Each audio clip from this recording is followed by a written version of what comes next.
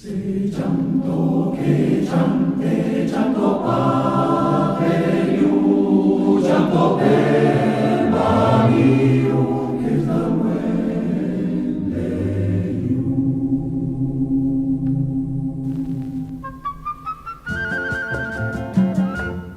a souvent chanté des mélodies exquises pour nous faire apprécier le saucisson de Lyon, les bons pruneaux d'Agen, de Cambrai, les bêtises, Cassou les Toulousains, moutarde de Dijon.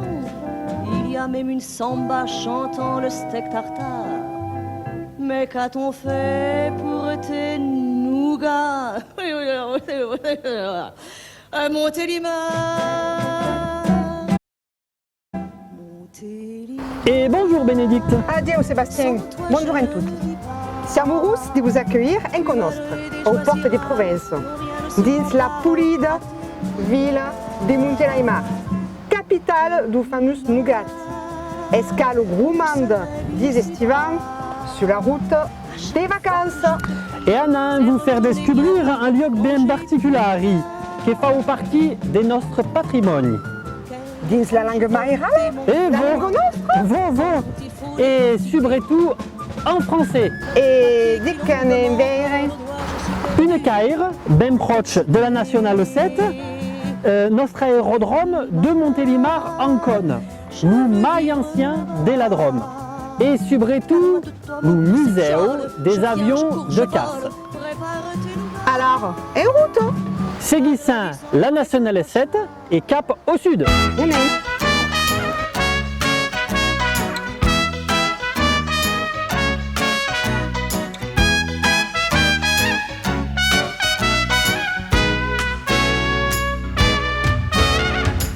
Di tutte le route di Francia e d'Europa, lo viaggio perrier che è lo meglio.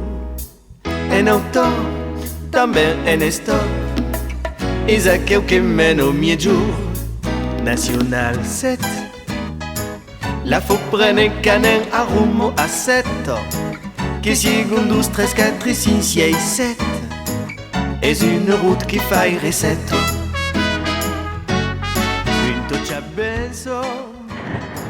Nos acquis davant une mirage presse. Sous une giratoire, sous nas, qui a en direction des Rochemort.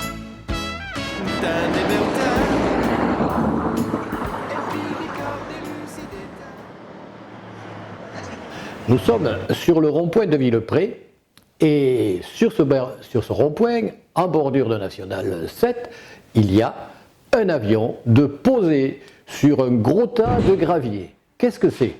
Alors cet avion, c'est un Mirage 3B qui donc provient des collections du musée d'avions de Montélimar.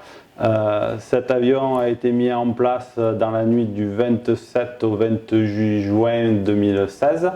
Alors c'est une opération qui s'est faite de nuit tout simplement parce qu'il a fallu bloquer une partie de la circulation et comme c'était sur une nationale, la nationale 7, on ne pouvait pas se permettre de la bloquer dans la journée. Donc l'opération a commencé aux alentours de 21h, 21h30 pour se terminer aux alentours de 2h du matin à peu près pour ce qui était du travail de la mise en place de l'avion. Après, le lendemain a poursuivi la mise en place de tout ce qui était le caillou qui devait faire la décoration du rond-point. Et le nez de l'avion donne la direction du musée. Alors le nez, en fait, l'orientation de l'avion a été faite de façon à donner la direction du musée et plus généralement la direction de l'aérodrome. Es ben pulid aquest Mirage, mas un test aquest museu. Espero un po'. En arriam-nos d'en premier del costat de Rochemort.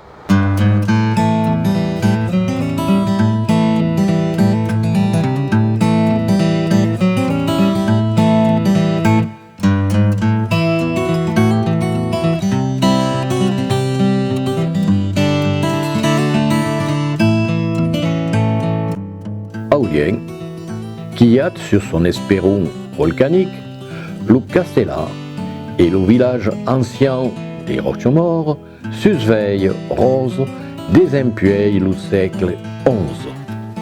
Lui, costeggia per la via Rona, lo canal transporte pinelles et bateaux de croisière et la passerelle himalayenne toute récente vous faut passer de la Drôme à l'Ardèche.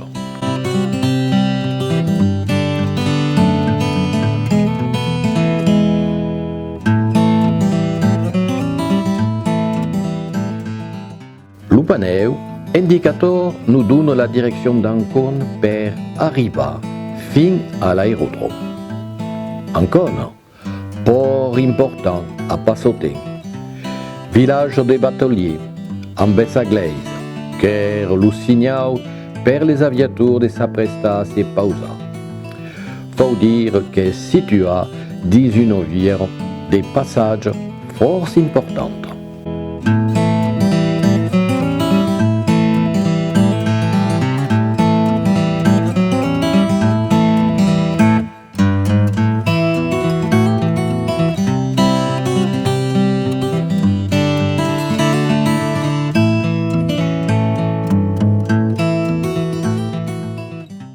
Aquí, l'entrada a Maindreich, la station météorologique qui date de 1925, bien utile pour les pilotes. Et face à elle, une stèle. Pouvez veiller també sur la stèle le nom d'Antonin Brocard, natif de l'Isère, qui fut l'aviateur, le premier à atterrir à Montélimar per le Tour de France aérien en septembre 1913. Pouvez veiller també sur la stèle Roger Morin, aviateur dromenc, un des aviateurs les mai anciens. 9 de mai 1911. Les Montelencs sont tous des forts, agrupats, à espérer. Que se passe donc à Montélimar? Roger Morin va s'enaurar vers Dieulaufay et se pausa au parc Régobert dans la propriété familiale et tourna 12 minutes à l'ana et 17 au retour. C'est une prouesse vertadière, 2 annades sous la main après Louis Blériot et dans un avion lui-même, un monoplan Blériot 11.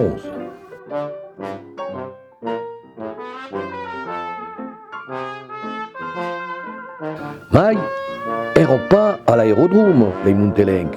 Non, à Gachas. C'est passable au sud-est de la ville, à 12 km 500 sur un terrain de 16 hectares à Peraki. Le champ de course, l'hippodrome, créé à la fin du siècle XIX, amb un calabert et un stau per le gardien, que fut utilisé per l'aviation, fi à ce que l'aérodrome le remplace.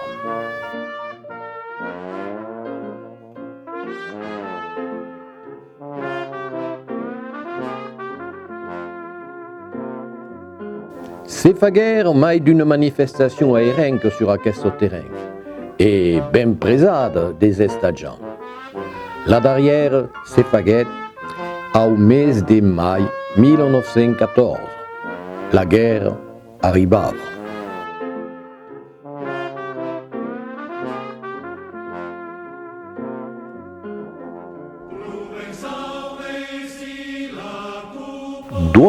de juin 1911. Tourna maestre din les airs, Roger Morin. Volava vers Mayenne, per région, Frédéric Mistral et Ernest Chalamel, fait libre de Dieulaufay.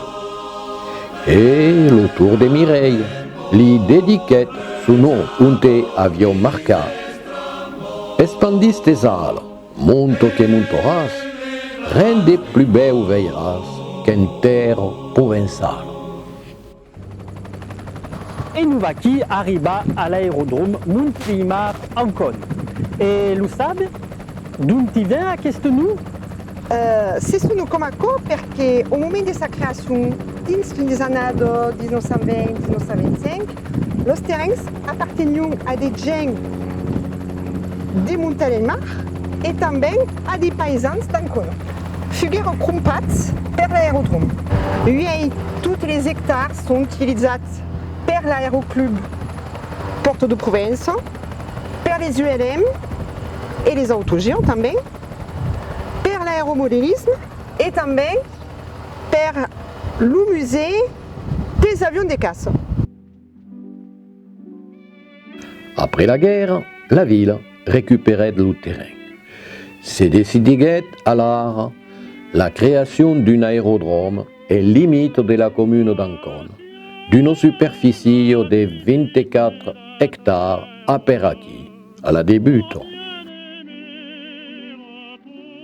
Per améliorer la vie de tout ce monde, le buffet de l'aérodrome, inaugura en 1930 per la famille Dufresne, venguet le lieu force présent de tutti et n'en testimoni les livres d'or conserva précieusement per Madame Roseline Devin, la Félène, et lui la mémoire d'Ancona. Terrain tel qu'ils les ont amenés d'abord, un gardien, d'abord la météo. Après, il y a eu un gardien. Et puis, qu'est-ce qui s'est produit? C'est tout, hein, c'était les choses. Et puis, à partir de 1922, donc, les personnes avant 1922, qui atterrissaient, les quelques-uns qui atterrissaient, venaient se restaurer ici, dans cette maison. Où est-elle, cette maison? Cette maison est en Cône. Et mes grands-parents maternels, donc monsieur et madame Dufresne, ma grand-mère, elle lui faisait tout faire. C'est-à-dire que il y avait quelque chose qui n'allait pas. Ah, mais va voir madame Dufresne, elle va t'aider. Ou va voir madame Dufresne, tu veux faire un repas un peu machin, de repas de machin. Mais va voir madame Dufresne, elle t'ira. Ma grand-mère, elle était universelle. Et puis mon grand-père, après, ils ont monté un bureau de tabac, régie, etc. À cette époque, il n'y avait pas beaucoup de monde en Cône. Ils étaient 250, 300, même pas 300. Et bon, il faisait partie des gens qui savaient lire et écrire. Alors donc, il a été buraliste, etc. Voilà. Et puis donc, du camp d'aviation, il venait se restaurer ici. C'est loin du camp d'aviation chez vous? Non, ça fait 500, combien ça fait? 1 kilomètre, à peu près, oui. Parce qu'à cette époque, maintenant il y a des maisons, mais on traversait par derrière, c'était des vignes, et on traversait et on était tout de suite là. Voilà. C'est pour ça d'ailleurs qu'ils venaient en Cône, parce qu'ils ne pouvaient pas aller à Montélimar, il n'y avait pas de moyens de locomotion. Voilà, donc ça a été fait en 1922, à partir de 1922, 25, 23, je crois que j'ai encore des choses de là-haut. Et on leur a dit, ils ont demandé, mes parents, mon père et ma mère habitaient en Lyon, ils en avaient assez, maman c'était une fille du Mistral. Alors elle voulait revenir et on lui a dit, voilà, tu as 4 mètres avec tes parents, on peut faire le buffet de l'aérodrome.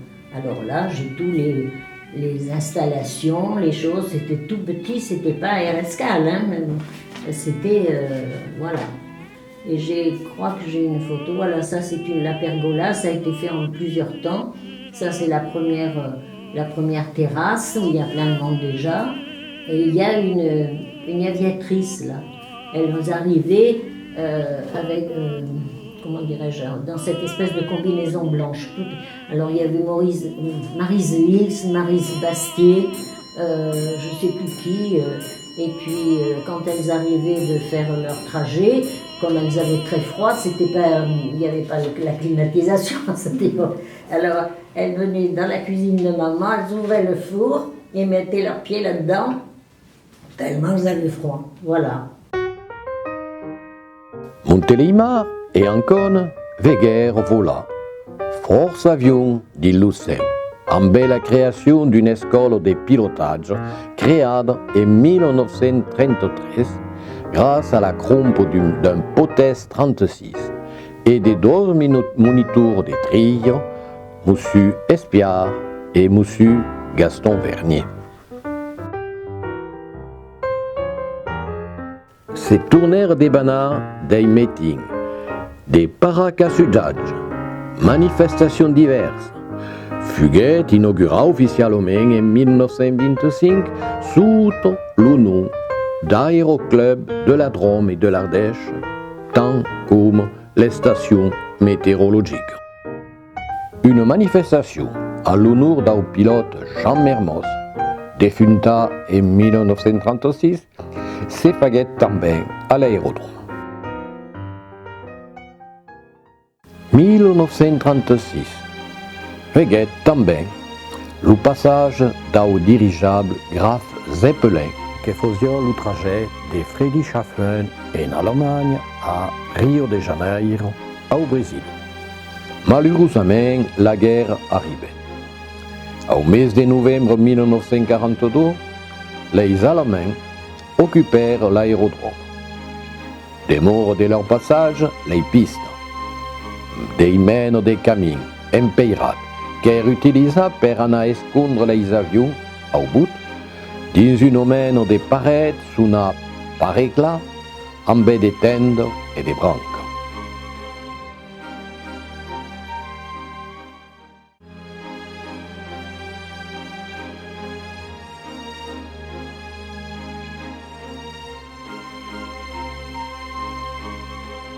À la fin du mois d'août 1944, Montélimar fut libéré. Le terrain, qui est toujours resté un terrain militaire, fut civil.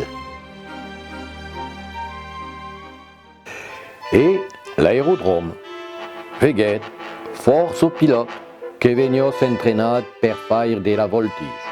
Tout le monde se remembre d'Henri Viossa, une de ses prouesses aériennes dans le seu Montelenc. De coquillas n'avions pas pereu quand tombam comme une feuille morte. Et nous sommes arrivés devant le musée. Dintra, din le musée, le président Monsieur Alain Besse nous espère. Yannick.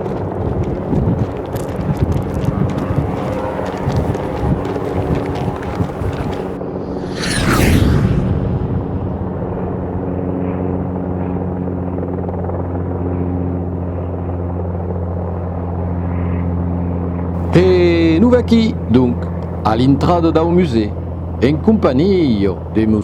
Alain Besse, le président. Depuis quand existe ce musée des avions de chasse? Ce musée a été créé donc en 1986.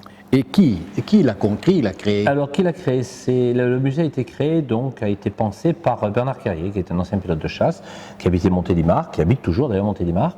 Et donc, avec l'aide d'autres personnes, dont Clovis Lagouille, qui nous a quittés il y a quelques années, qui était aussi un ancien mécanicien de l'armée de l'air. Donc, ils ont eu l'idée de créer ce musée au départ, à partir de rien, en fait. L'idée, c'était de sauvegarder un petit peu le patrimoine aéronautique et ensuite de pouvoir le présenter au public. Alors, où est-il situé, ce musée? Alors, il est situé sur le terrain de Montélimar-Ancône, c'est le terrain, l'aérodrome porte ce nom. On est situé, il faut quand même le savoir, sur la commune de Montélimar, entièrement, puisque c'est la petite route derrière qui délimite, qui fait la séparation entre Montélimar et Ancône.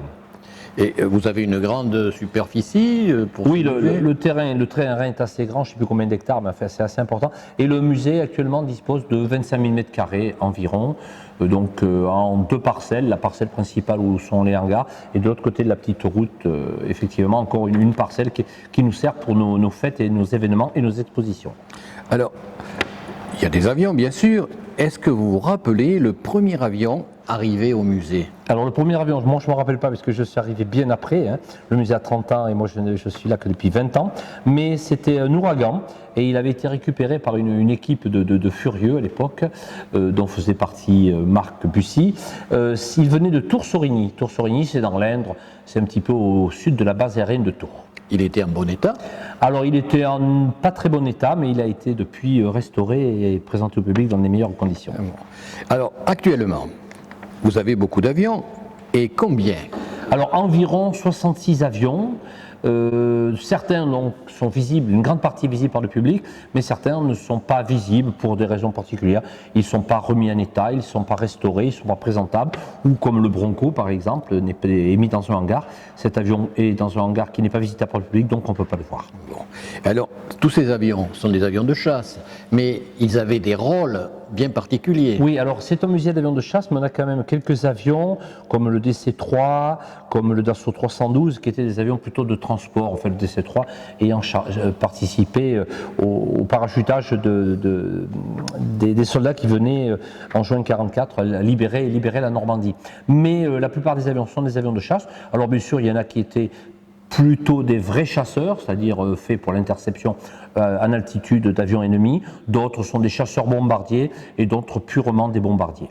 On a également aussi une caravelle, qui n'est pas un avion du tout de chasse, mais un avion de transport, puisque c'était un avion civil qui a transporté pendant de nombreuses années beaucoup de passagers. Et les personnes un petit peu anciennes l'ont tous l'ont pris, forcément.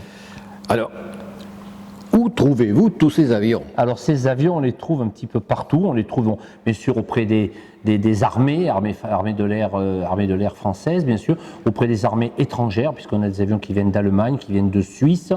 On les trouve aussi dans des parcs à ferraille. Alors après, c'est un petit peu particulier, hein, les avions viennent d'un peu partout. On les trouve aussi des amis qui ont des avions, qui les ont récupérés et qui nous les mettent à disposition parce qu'ils ne peuvent plus les garder, ou parfois même des particuliers qui ont des avions. Ces avions vont pourrir et plutôt que les foutre à la ferraille, ils nous les proposent. Je prenais un exemple, un avion qui était en pot de fleurs, c'est-à-dire sur un pylône au-dessus à l'extérieur d'une terrasse de bar à Neuchâtel, sur le terrain de Colombier. Ils commençaient à être abîmés, ils avaient peur qu'ils tombent sur les gens qui buvaient un verre dessous, et donc ils nous l'ont mis à disposition, mais cet avion est très endommagé.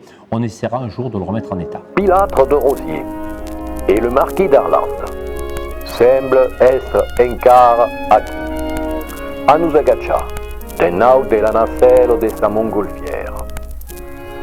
Ce n'est passé des temps des empuis 1793. Face à elle, visait une stampe.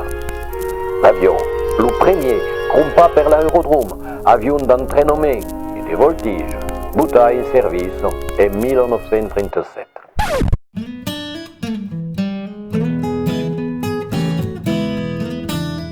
Davant nostres yeux escarcaillants, tout y mène d'avions, maquettes sont pausa. Visem maintenant les falcons présidentiels.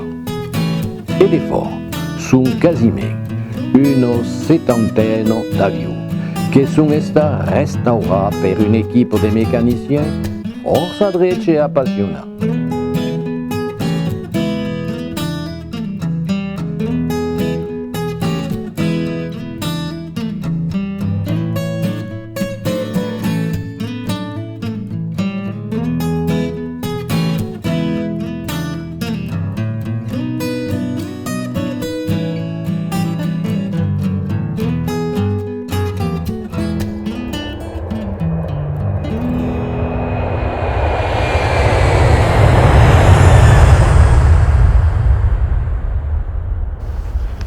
Bien, maintenant nous sommes dans le hangar dit le hangar suisse. Oui. Alors, ces avions que vous récupérez, comment arrivent-ils jusqu'ici? Alors ils arrivent ici, c'est facile. Enfin c'est facile, non, c'est pas très facile à faire, mais on y arrive. On va tout simplement, on part à une équipe de 2, 3, 4, 5, 6, même 10 personnes, suivant la grosseur de l'avion, et on va les démonter. Donc là où ils sont, alors ça peut être en France, à l'étranger, puisque je crois qu'il y avait un avion qui venait presque pratiquement de la frontière d'Allemagne de l'Est à l'époque. Sinon c'est Châteaudun, c'est la base de Salon, c'est Istres, d'autres endroits. Donc on les démonte nous-mêmes, avec des outils que l'on a, avec du matériel que l'on a. Ensuite, on les charge sur des camions, donc les camions que l'on loue, enfin voilà, on charge tout ça, on prend de A jusqu'à Z, et ensuite on les ramène ici, et on les remonte. Ah bon, Voilà, ils arrivent par la route? Ils arrivent par la route, oui. Pratiquement tous, il y a peut-être que le DC-3 et le Bronco qui sont arrivés en vol. Mais dites-moi, combien en avez-vous qui sont en état de voler alors? Alors en état de vol, on n'en a qu'un, c'est le Bronco. Et c'est grandement suffisant parce que déjà pour l'entretenir depuis donc 25 ans, cet avion est arrivé il y a 25 ans, il vole depuis 20 ans. Donc pour l'entretenir et le faire voler, c'est un gros travail parce que ces machines effectivement ont besoin de beaucoup d'entretien. Donc c'est un seul avion qui vole et avec cet avion on parcourt un petit peu l'Europe pour faire des meetings puisque vendredi qui arrive, là 21 ou 22 juillet je crois on part en Espagne. Ah ben voilà, alors vous parcourez toute la France et l'Europe. Oui, nous étions hier à l'arrivée du Bronco. Alors lui, hier il venait pas de très loin, il venait d'Albertville. C'était encore un des meetings les plus proches cette année, mais sinon on était en Tchéquie, enfin en République tchèque, pardon, on était en Pologne, on va en Espagne, puis on a encore la Suisse et peut-être Jersey à faire en fin de saison. Ah ben, pour voyage. Oui, on voyage beaucoup. Oui. On est allé jusqu'à Marrakech, on est allé Berlin, enfin on est allé presque jusqu'à la frontière ukrainienne, enfin, le bas de l'Espagne, le Portugal, enfin, on voyage bien, oui.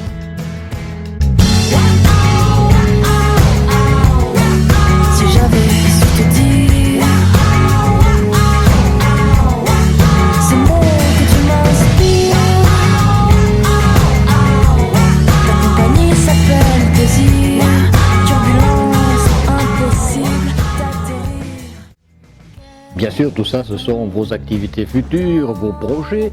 Est-ce qu'il y a d'autres activités dont on n'a pas parlé et qui vous tiennent un petit peu à cœur? Oui, alors il y a des événements que l'on fait, alors on ne les fait pas toutes les années, mais entre autres, à une époque, on participe à l'année des musées, on ne l'a pas fait cette année, les journées du patrimoine, et puis chaque année, on fait un événement un petit peu particulier, et entre autres, cette année, en septembre 9 et 10, ce seront bien sûr les 30 ans du musée, mais chaque année, on a fait des événements, des rassemblements, des meetings, un rassemblement qui portait sur les événements des années 30. Voilà, une kermesse, enfin on essaie de faire un petit événement pour permettre au public de voir nos avions, notre site et un petit peu plus que ce qu'on a habituellement. Et alors, pour vos 30 ans, là, quel est le programme que vous avez un peu préparé? Alors pour les 30 ans, le samedi, ce sera un rallye aérien dans la région un petit peu, donc un rallye pour les événements d'aéroclub, les pilotes qui vont y participer, avec un premier prix qui sera un vol en Bronco, puisque c'est aussi la fête du Bronco, les 30 ans, c'est également les 20 ans de vol du Bronco. Et ensuite le dimanche, ça sera plutôt des avions de collection, des gros avions, un petit peu justement comme ce Bronco, mais qui viennent d'autres cieux et d'autres modèles, Sky Raider, Avenger, enfin il y aura une quinzaine d'avions anciens, un petit peu mythiques, et qui seront exposés, les publics pourront participer, voir les pilotes, discuter avec eux, puis on aura quelques événements, des activités, des stands, de produits régionaux, des expositions de peintres aéronautiques bien sûr, à des avions toujours, et puis une fresque qui sera faite en direct par un ami sur une musique, il va nous faire un Bronco en quelques minutes devant tout le monde, une fresque certainement d'environ 2 mètres sur 3, quelque chose d'assez grand, c'est assez extraordinaire. Voilà. Et puis des petites animations, et l'armée de l'air, la marine et l'armée de terre qui seront aussi présentes là pour présenter les carrières des armées.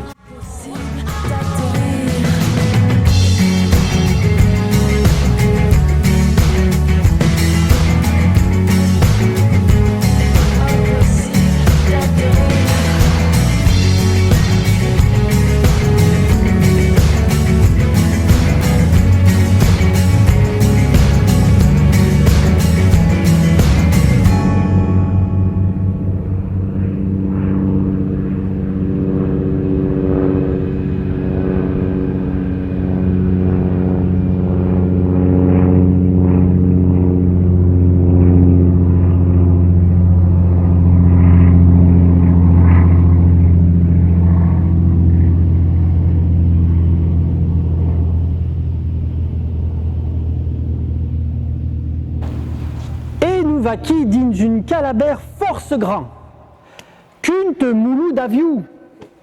Mais il y a quelqu'un qui nous espère devant un avion bien particulier, une Vigun. Et bonjour, monsieur Bussy. Bonjour, Clément. Bonjour, Jean-Marc. Tu es de Montélimar. Et nous sommes ici devant un avion. Un avion de quelle origine? Suédoise. Il est suédois. Et il me semble bien un peu gros cet avion. Ah, il est très très gros. Très gros. Il dépasse les 10, 12, peut-être 13 tonnes à vide comme ça déjà. Très gros avion. Et comment est-il venu cet avion? Vous êtes allé le chercher en Suède? Alors là, c'est toute une histoire, Clément, si tu veux, je veux bien te la raconter, parce que c'est vraiment une histoire extraordinaire. Allez, on t'écoute. Elle commence par un ami du musée qui feuillette une revue aéronautique internationale et qui découvre que les Suédois se séparaient de ces avions qui avaient servi pendant 40 ans, c'est l'âge normal d'un avion au travail, et qu'ils allaient les ferrailler. Comme tu le sais, tous les avions sont en aluminium, et la revue précisait humoristiquement qu'ils allaient les transformer en canettes de bière. Rien que cette petite anecdote a attiré notre attention. Et lors d'une petite réunion, comme nous le faisions précédemment pour obtenir des avions, on s'est dit, une nouvelle fois, on va envoyer un dossier bien complet à nos amis suédois, particulièrement l'ambassade militaire de Suède. Ça va nous coûter un timbre qui tente rien à rien. Le dossier part. Et alors 5-6 mois après, belle enveloppe Kraft, ambassadis, Sweden, Air Force, tout. BA était au sans-coup, on ouvre vite le courrier, et celui-ci nous annonce que la Suède offrait 2 avions à la France, un au musée du Bourget, musée de l'air et de l'espace, et un au musée européen d'aviation de chasse de Montélimar. Eh bien, quelle chance! On faisait des bons. Vous êtes allé le chercher? Nous ne sommes pas allés le chercher. Quelqu'un nous a tempéré en nous disant, les gars, allez chercher l'Atlas, on va regarder quand même où est la Suède. Bon, mon cher ami Clément, quand on a vu où était la Suède, on a dit c'est foutu. C'est foutu, il faut passer 2 bras de mer et tout, là-bas c'est foutu. On reçoit un deuxième courrier, comme quoi 2 officiers venaient nous voir, et ils arrivent ici, et en descendant de leur petit avion, ils étaient très déçus. Ils me disent mais vous n'avez qu'une piste en herbe? Ben, je lui dis oui, 1200 mètres de long par 80 mètres de large. Rien que déjà là, j'avais des amis à côté de moi, la petite lampe s'est allumée. En nous-mêmes, on s'est dit mais c'est qu'ils veulent nous le livrer clé en main. Alors là, déjà, à nouveau, la joie. Et on leur rétorque les pistes en dur les plus près, c'est la base d'Orange et l'aérodrome de Valence. Alors, il est arrivé où? Il est arrivé en septembre 2005 à Valence. Ah, dans la Drôme alors donc. Dans la Drôme, pratiquement à 45 km près, clé en main. Et alors, il y avait... C'est pas fini ça. 8 jours avant, un petit courrier de leur part nous informant d'aller récupérer à l'aéroport de Marignane 5 techniciens suédois mis à notre disposition. Pour le démonter? Pour le démonter, pour faire plein de manœuvres un petit peu spécifiques que nous ne savions pas faire. 3e surprise, est descendu de là-haut, la base Luleå, 40 km en dessous le cercle arctique, est descendu une semi-remorque de la Sweden Air Force chargée de matériel dont le chariot de dépose réacteur, des palettes, des machines pour dépoter le carburant restant et tout. C'était la grande joie. Ce semi-remorque arrive avec du matériel. Pourquoi faire? Alors ce semi-remorque arrive avec ce matériel pour pouvoir enlever des grosses pièces spécifiques de l'avion. Il y avait une pomperie pour purger le gasoil, le kérosène. Il y avait le chariot de dépose réacteur pour enlever le moteur, plein de choses. Et puis il y avait leur caisse à outils. Et puis il y avait des palettes vides, 4-5 palettes sanglées, ma foi. Bon. Et les officiels là-dedans, il y avait des... Les officiels, alors ça c'était le matin même. Oui. Ils nous informent que, ça c'était la cerise sur le gâteau, nous bien sûr nous avions préparé la cérémonie. Le hangar Bronco était décoré au drapeau de la Suède, c'est-à-dire c'était une grande bâche bleue avec les diagonales jaunes mises, tu vois. Et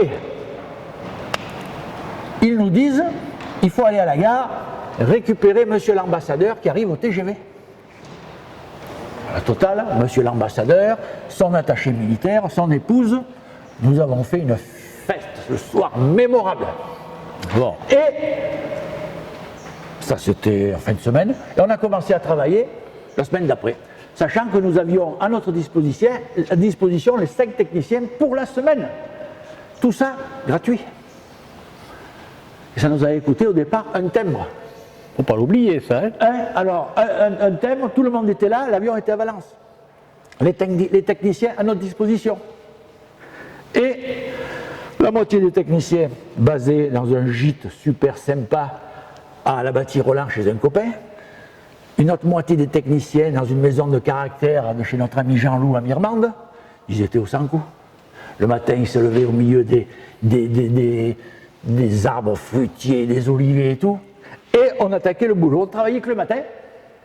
Et l'après-midi, je leur faisais découvrir la Drôme provençale.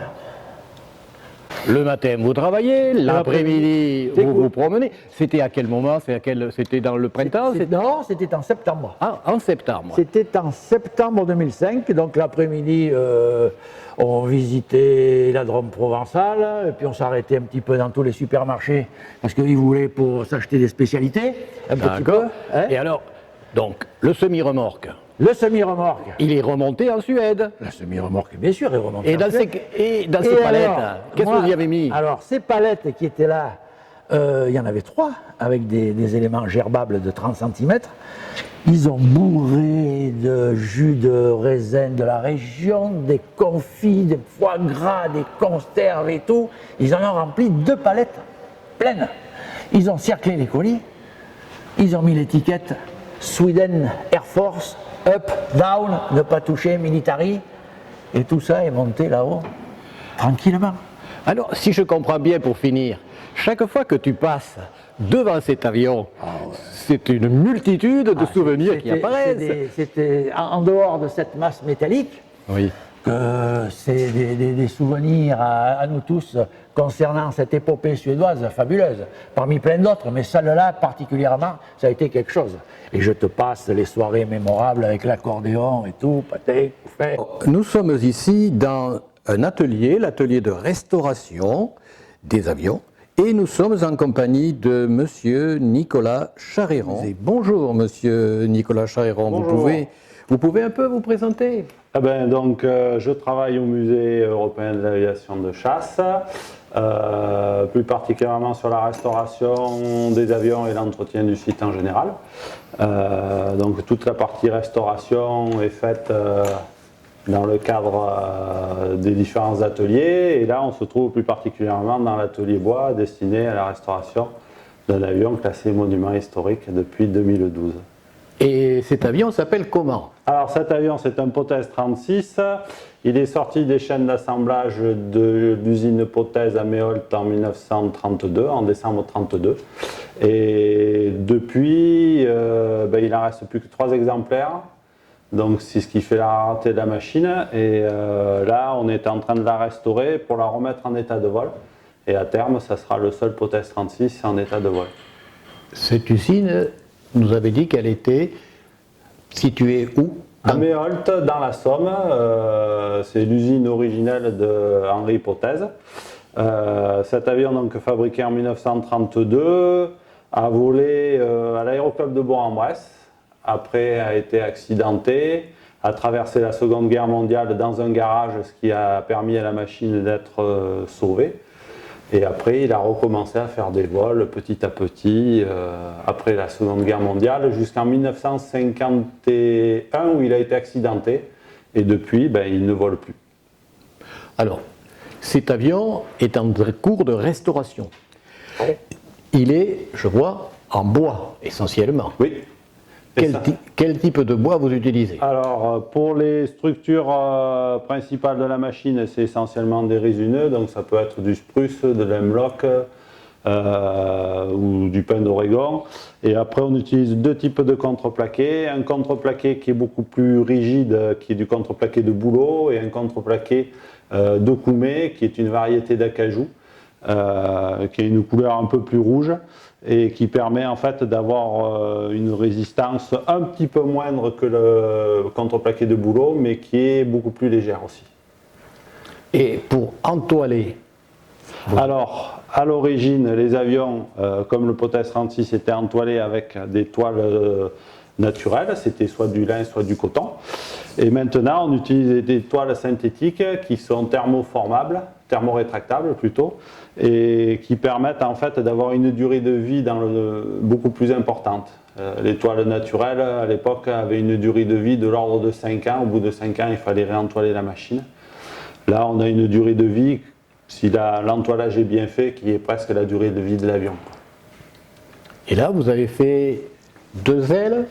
Alors là, actuellement, donc, il y a la première aile, la première demi-voilure qui a été terminée au niveau menuiserie.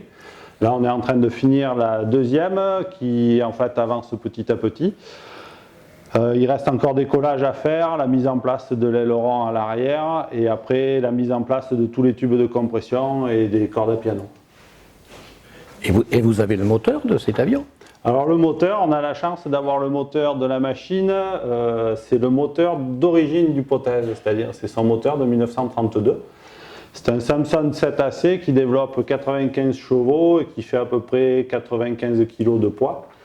Et pour la petite histoire, il y avait dans les années 30 une usine Samson qui était dans la région de Cré et qui fabriquait aussi des moteurs d'avion. Très bien. Et alors, si on se tourne ici, on a la carcasse de l'avion. C'est ça, c'est le fuselage, hein, la carlingue, et c'est une carlingue fermée. C'est oui. Déjà un progrès par rapport... Alors le Potez en 1932 avait la particularité d'être le premier avion de tourisme à avoir la cabine fermée, à avoir été produit en série. Donc il y a eu 96 exemplaires du Potez 36 comme le nôtre qui ont été fabriqués. Et à l'époque, c'était un peu révolutionnaire. Et une des publicités montrait en fait une personne en train de voler dans un Potez 36 avec un chapeau de forme, tout simplement pour montrer qu'on n'avait pas besoin d'avoir une combinaison ou un casque particulier pour pouvoir voler dans un avion comme celui-ci. On pouvait voler en tenue de ville, en fait, et pouvoir se balader facilement. Eh bien, merci pour toutes ces informations, Monsieur Chariron. Et on espère venir vous revoir dans quelques jours pour voir voler cet avion. Dans quelques années, alors. E oh, è una fuga des avions, une passion che gli venne tout picciotte, quand son oncle, Monsieur Gémon, un des anciens présidents de l'aéroclub, et pilote, lo menava en BEU, in avion. Era ben pulida e forse interessante questa visita. E oh, nostro viaggio au pays des avions et en acabat. Grand merci a tutti et au musée de l'avion de casse. Et vous disons au cop Kevin et surtout, osque per la langue nostra.